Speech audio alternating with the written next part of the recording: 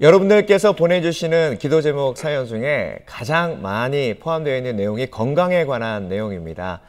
그래서 CTS 아메리카에서 여러분의 건강한 생활을 돕기 위해서 건강 상식을 여러분들께 드리는 시간을 마련했습니다. 오늘은 부에나팍 아큐피아 한의원 최정욱 원장님과 함께 50견에 대해서 건강 상식 함께 나눠보도록 하겠습니다. 최경욱 원장님 안녕하세요. 네, 안녕하세요. 반갑습니다. 네, 시간 내주셔서 감사합니다. 오늘 50견에 대한 이야기 좀 여쭤볼게요. 네. 어깨 통증으로 팔을 들어 올리기가 힘든 질환을 50견이라고 진단받는 경우가 많은데요. 50견이란 정확히 어떤 질병인가요? 네, 50견은요, 프로즌 숄더 그리고 동결견이라고 하죠. 그래서 어깨 관절을 둘러싼 관절막이 퇴행성 변화를 일으켜서 주위에 염증을 유발시키는 증상입니다. 네. 특별한 이유 없이 50대에 주로 많이 발견돼서 50견이라고 불리는데요. 네. 50견은 노화가 진행이 되고 우리가 또 많이 써서 어깨 관절을 보호하는 관절낭이 퇴화되고 두꺼워지면서 이 유착이 생기고 염증이 이제 왔다 갔다 하는데요. 발생을 하게 되면 통증이 심하게 나타나고 운동 범위가 제한을 받게 되죠. 네. 특히 이제 밤에 심해지고요. 일상생활에서 우리가 머리를 빗으려고 손을 들거나 아니면 옷을 갈아입을 때 뒷짐을 질 때 좀 힘든 통증이 나타난다면 50견을 한번 우리가 의심을 해봐야 됩니다. 네. 그래서 50견은 주로 50대 여성에게서 가장 잘 발생이 되고요. 당뇨병 환자나 아니면 뭐 갑상선 기능이 이상이 있는 분들에게 잘 발견이 되죠. 네.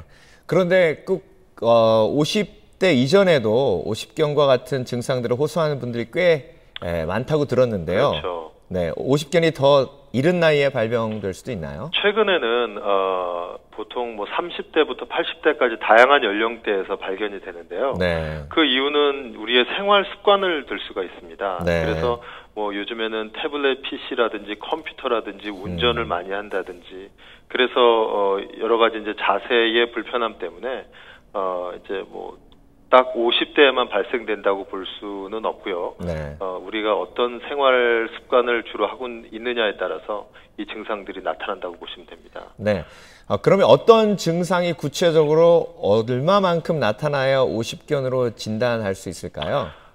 일단은 50견이라고 우리가 보여지는 것은 특별히 어디가 뭐 부딪히거나 다친 적이 없는데 팔을 좀 들기가 어려운 경우. 네. 그다음에 제일 가장 우리가 흔하게 볼 수 있는 경우가 모르고 있다가 그냥 물건을 좀 위에 있는 물건을 이렇게 집으려고 팔을 올렸는데 악 소리 나면서 이렇게 아픈 경우가 생기잖아요. 네. 예, 그럴 때 아니면 뒤로 팔을 뒷짐지는 그런 자세를 했을 때 그럴 때 이제 이 페인이 생기면서 좀 이렇게 움직임이 이제 그 범위가 줄어든다면 네. 50견이라고 우리가 생각하면 되겠습니다. 네. 그러면 이제 제가 아는 상식으로는 50견은 그냥 좀 기다리면 없어지고 괜찮아지는 걸로 알고 있는데 그런가요, 원장님? 그렇게 알고 계시는 분이 의외로 많으시더라고요. 네. 예, 그런데 그런 경우는 굉장히 드문 케이스죠. 네. 예, 그래서 가만히 있으면 그냥 뭐 낫겠지 그래서 오히려 병을 네. 좀 키워가지고 오시는 분이 계시거든요. 네.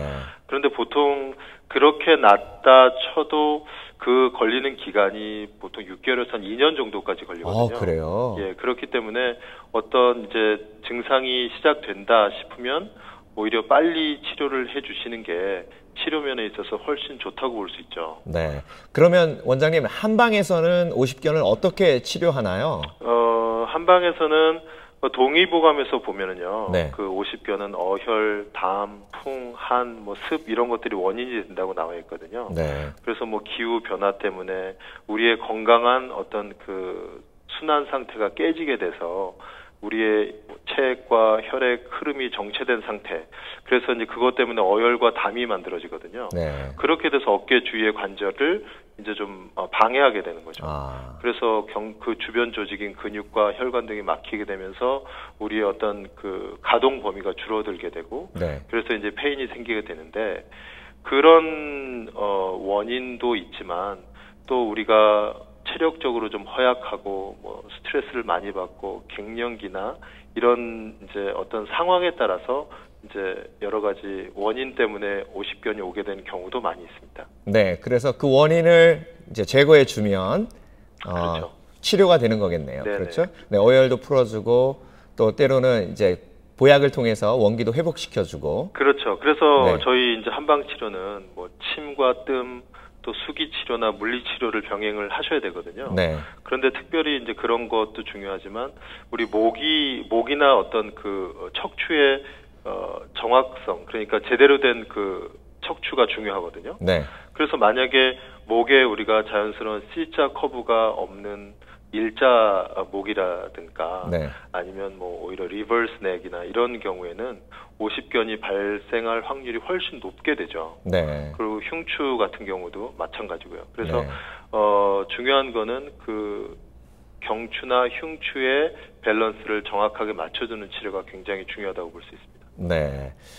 그러면 원장님, 이제 오십견이 심하신 분들은 잠을 이룰 수 없을 만큼 통증이 오는 경우도 있다고 제가 들었는데, 그렇죠. 네. 그러면 이제 병원에 갈 수 없으니까 그 밤만 어떻게 좀 잘 넘길 수 있도록 민간요법 같은 것 하나 가르쳐 주시겠어요? 예. 그 치료는 반드시 하셔야 되고요. 네, 네, 네, 이렇게 네. 버티시면은 안 되고요. 네, 알겠습니다. 예, 네. 자가치료법이 있는데, 네.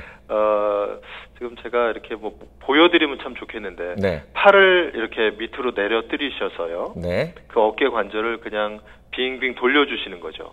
그래서 팔을 이렇게 그냥 중력에 의해서 빙빙 돌려주는 운동이 있거든요. 네. 그런데 이게 이제 원심력을 이용해서 팔을 돌려주면 이제 어깨 관절이 자연스럽게 이제 움직이게 되는 거예요. 네. 근데 중요한 거는 이것을 무리하면 안 돼요. 그래서 네. 내가 욕심을 내 가지고 막 억지로 막 더 하게 되면 오히려 염증이 더 심해질 수가 있거든요. 네. 그래서 무리하지 않는 게 가장 중요하고, 그다음에 이제 스트레칭을 해주셔야 돼요. 네. 그래서 팔이 안 올라가는 팔을 그냥 안 올라간다고 가만히 두시면 안 되고, 네.